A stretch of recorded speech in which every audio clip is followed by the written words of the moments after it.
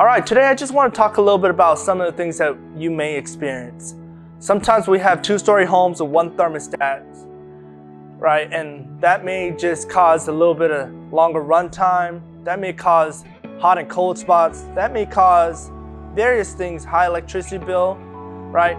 And so we have what we call zoning in our space. It's essentially taking one system and putting thermostats upstairs and downstairs, controlling the two different spaces, right? Now, what that does is not only provide better comfort, but it actually gets you down to your actually desired runtime. And so we don't want our system to run longer than we should. And so how zoning works is that you essentially have two doorways. If it's a two-story house, you have two thermostats. You have two doorways, one for the upstairs, one for the downstairs. They're normally tied to the thermostats. The doorways are normally called dampers.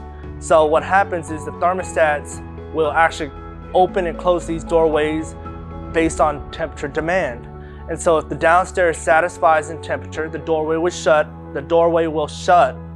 The downstairs satisfies and the doorway will shut, and it'll move the rest of the air upstairs to condition that space. So we don't have overshooting. So we do not have overshooting on temperatures, and we have the precise amount of air going to the particular area that you need it. So zoning is very important when it comes to your comfort and efficiency of your equipment. Zoning is very important when it comes to your comfort and efficiency of your home.